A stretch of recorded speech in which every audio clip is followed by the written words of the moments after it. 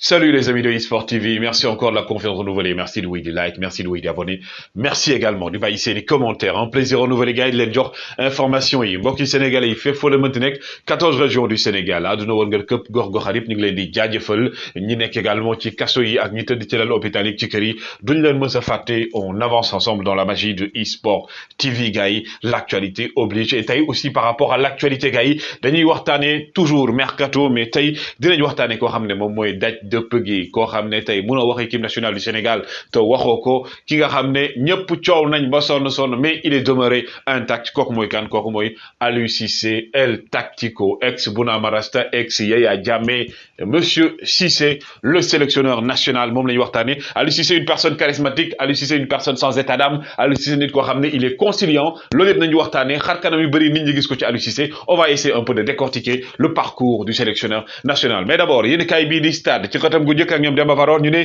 City Real ça s'annonce explosif waxaale aussi Sadio Mané le rêve d'un grand chelem Mbaye Niang doit-il rejoindre l'équipe nationale du Sénégal ci coupe du monde bi loolu daal la yéen kay bii di stade plutôt ak ñoom Demba Varor daal di def xët gu njëkk nga xam ne mooy yéen kay bu record Mor Bassignan Bakary Cissé ñu ne City Real l'aspirant à l'assaut de l'ordre waxtaane aussi ki nga xam ne moom mooy le sélectionneur gambien bi ne Sadio Mané ren anem la ngir mu jël ballon d'or bi loolu la ñuy waxtaane mais yéenekaay bi aussi di l'équipe ñëw ne le choc des titans tey lay am donc 19h heure sénégalaise ñi nga xam ne mooy Manchester City Real de Madrid lay doon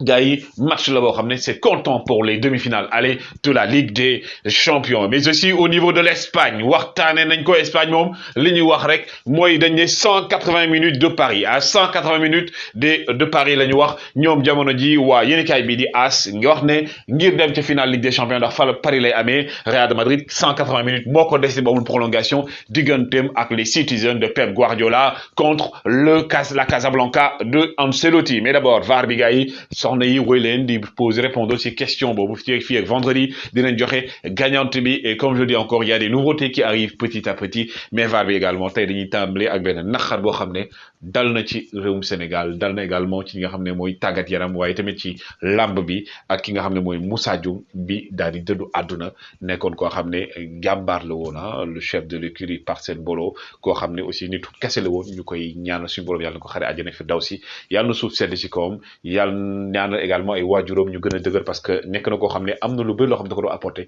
ci lamb tey ci nga xam ne mooy Moussa Dioum mais aussi gars yi bu ñu jógee foofu dañuy commencer l'hommage rendu par Khalilou Fadiga à ki nga xam ne mooy Pape Thiaw mi nga xam ne mooy le nouveau sélectionneur local mu ne ko bonne chance mon frère à moi vive nous vive le Sénégal merci frérot toujours ensemble ñoom ñaar ñoo joxante kàddu yooyu Pape Thiaw bonne chance également le nouveau sélectionneur local Francis Ngannou veut combattre Tyson Fury Francis Ngannou mooy le champion du monde MMA camerounais bi mu bëgg a dajeek Tyson Fury le champion du monde des poids lourds du boxe ñoom ñaar ñëpp ñu ngi tëkkoonte nekk combat boo xam ne gars yi yàgg nañ ko plébiscité ndax koppar gu bëri gars yi moo fay génn le champion du monde MMA contre le champion du monde des poids lourds ki ngeen gis nag di Ja Morant moom la ñu élire comme le joueur bi nga xam ne en NBA qui a le beaucoup plus plutôt progressé ci wàllum NBA MIP moom lañ ko nommé donc le joueur qui a plus progressé cette saison en NBA le joueur de Memphis Ja Morant mais aussi les Nets bu Kevin Durant ñoom malheureusement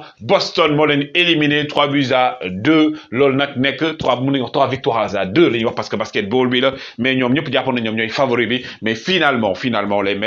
Nets sont sortis par la petite porte ñi leen génne mooy les Celtics Boston yoo xam ne équipe bu mag a mag la 119 ans d'existence pour waa Atlético de Madrid de Diego Simeone l'Atlético de Madrid de Luis Suarez l'Atlético de Madrid de Antoine Griezmann l'Atlético de Madrid équipe bi nga xam ne moo gën a sonal ponkali ci Espagne mais également ci Ligue des Champions gis nañ seen match bi passé ñoom ak Manchester City ki nga xam ne également kenn dootu ko wax Chiellini qui a décidé gars yi de mettre fin à sa carrière moom nag nee na jogante bi war am juin diggante équipe bi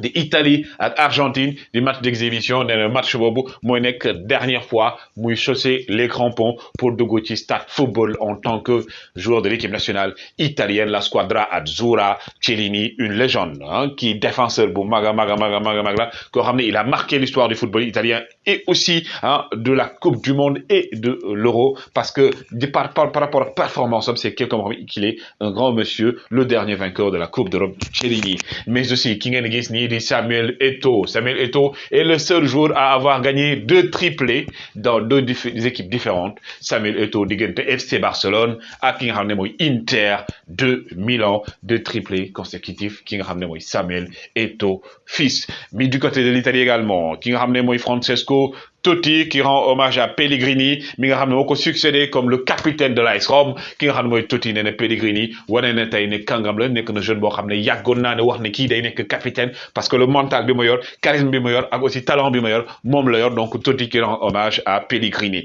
Le 15 juillet 2022 match day am li nga xam ne mooy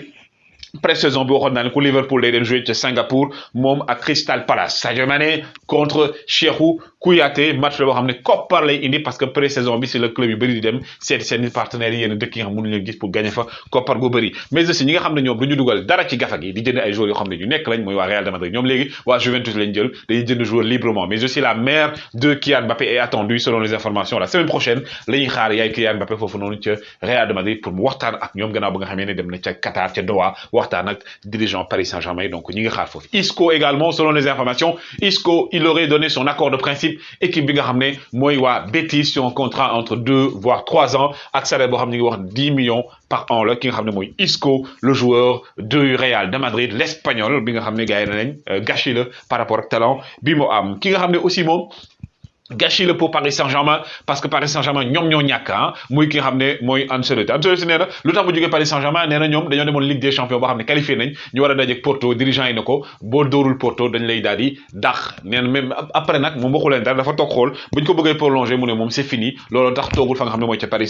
Saint-Germain. Ancelotti également nee na il hésite entre Rodrigo ak Camavinga kan la wala titulariser au niveau du milieu de terrain du moment que ki nga xam ne mooy Casemiro il est incertain même ki nga xam ne aussi mooy Ferland Mendy warul mu jouer donc ñaar ñi li ñu xamagul ci plan wu kii di Ancelotti kan la fas yéene def titulaire soit mu nekk Camavinga soit mu nekk Rodrigo mais aussi gars yi les 2 entraîneurs yi nga xam ne bokk nañ ci ñi nga xam ne ñoo ëpp lu ñu joué demi-finale Ligue des Champions mooy Pep Guardiola qui en est à 9 et aussi Carlos Ancelotti qui en est à 8 ñoom ñaar nag nee nañ entraîneurs yoo xam ne ils sont charismatiques xam nañ li ñu bëgg seen philosophie de jeu identité de jeu da leen di différencier ak yeneen entraîneurs yi ki nga xam ne mooy Robert Lewandowski le meilleur buteur d'Europe champion d'Allemagne moom actuellement nee na bëgg na jóge fi nga xam ne mooy Barcelone mais plutôt Bayern mais balaa mu fa jóge day déglu d'abord ndax Bayern dañ koy proposer contrat et tout moom la jox priorité bu fekkee nag joxuñu ko contrat bu leer mu soog fa jóge dem Barça wala fa nga xam ne mooy ca Paris Saint-Germain wala beneen équipe. Pendant ce temps le Bayern de Munich selon les informations ñoom nag Sébastien Haller le joueur de l'Ajax la ñu contacté pour xool actuellement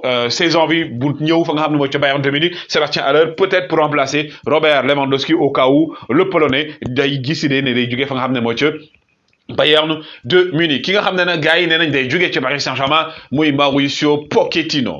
Pochettino gars yi nee nañ Paris Saint-Germain da cee doyal moom nag clause libératoire am parce que indemnité libératoire am plutôt c'est 15 millions pendant ce temps aussi ñi ngi naan moom plutôt Tottenham bëgg na mu daal di dellu si foofu pendant ce temps sens inverse ou chemin inverse pour ki nga xam ne mooy Antonio Conte gars yi nee nañ selon RMC nee nañ moom wax na Paris Saint-Germain pour mu ñëw foofu nañ ko fay 30 millions d'euros par an ba nga xam ne jamono ji Tottenham 17 millions la koy fay mais aussi moom mooy indi staff technique am plutôt et aussi moom mooy jël décision yi gën a mag par rapport au recrutement bi loolu la gars yi wax donc c'est à confirmer avec le principal concerné gars yi El Tactico Aliou Cissé une personne charismatique un entraîneur sans état d'âme Aliou Cissé nit la koo xam ne am fula am fayda day ñàngal loolu la ñeneen ñi wax ñeneen ñi ne dafa dëgër bopp ñeneen ñi ne Aliou Cissé dafa nekk koo xam ne bu amee conviction da ciy dee parce que gaynde la dinañ ci wax mais d'abord retenez gars yi le mois de mars parce que mois de mars c'est un mois historique dans la vie de Aliou Cissé 3 étapes importantes ou 4 étapes même importantes dans la vie de Aliou Cissé El Tactico ki nga xam ne gars yi bu ko neexee day ree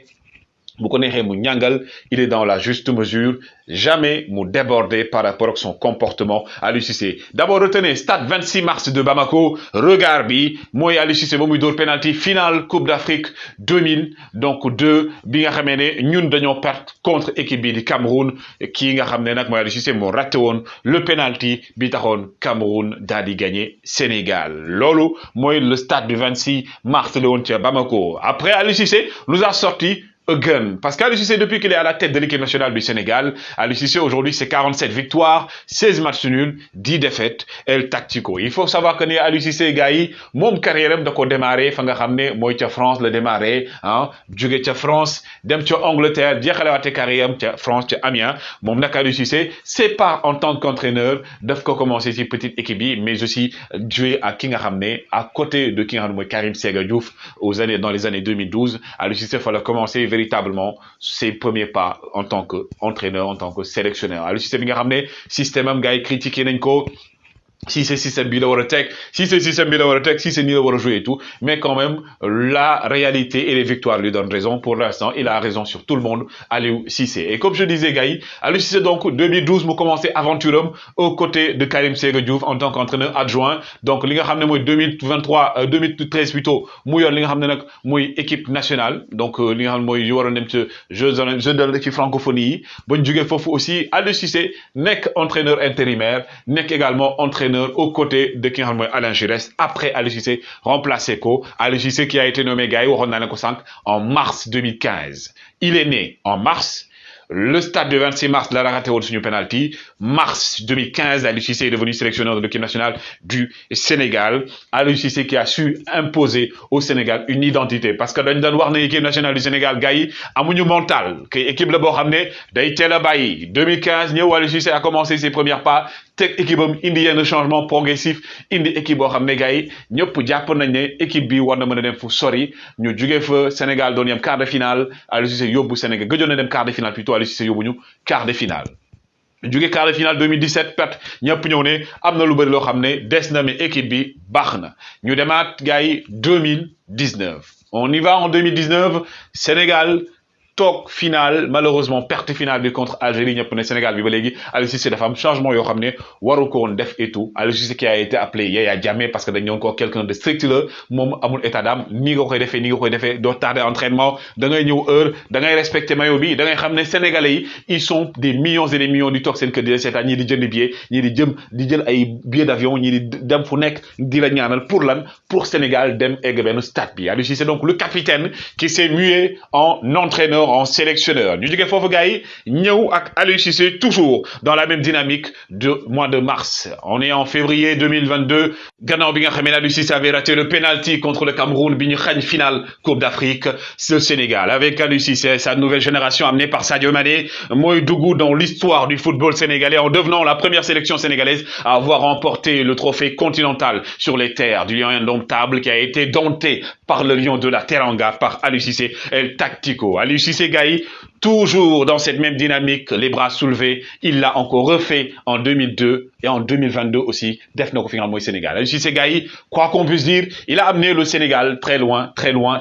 il est dans une certaine dynamique nekk na entraîneur boo xam ne malgré les critiques malgré tout ce qu'on a pu dire Aliou Cissé après l'histoire de la CAN 2022 bu leen fàtte woon gars yi mars laa leen waxoon mois de mars 29 mars 2022 encore une fois le Sénégal se qualifie encore pour la troisième fois de son histoire à la Coupe du Monde en battant pour la deuxième fois l'Égypte Aliou Cissé qui ramène le Sénégal après 2022 après 2002 après 2018 2022 inchallah au Qatar et les ambitions d'Aliou Cissé sont claires nee na du ñu bàyyi dara du ñu mayee dara gaynde bëggul mbuum yàpp lay dundee les ambitions d'Aliou Cissé sont claires nee na bañ demee 2018 j'ai commis des erreurs nangu na ko def nay erreurs malheureusement ci ay cartons lañ ñu éliminé mais 2022 Aliou Cissé saura bien entendu quoi faire pour yóbbu Sénégal au niveau du summum du continent mais également du monde entier par rapport au football et tactico bi nga xam ne aujourd'hui gars yi beaucoup frappent à la porte de l'équipe nationale du Sénégal et c'est grâce à Aliou Cissé gis ngeen changement yi am ci dëkku Afrique yëpp parce que avec l'hégémonie de Aliou Cissé tey dëkk yu bëri commencé nañ def confiance à l'expertise locale même français yi léegi nangootuñu sax ne Aliou Cissé c'est un entraîneur local parce que ñu ngi naan oui Aliou Cissé bu fekkoon ne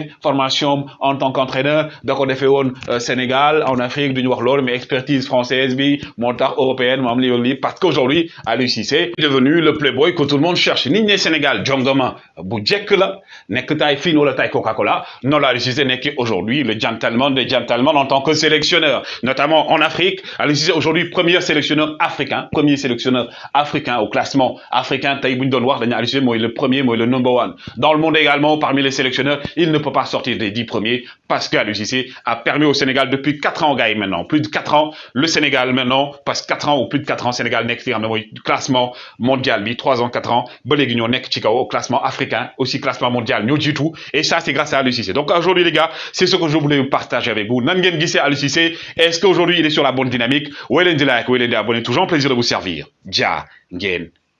jëf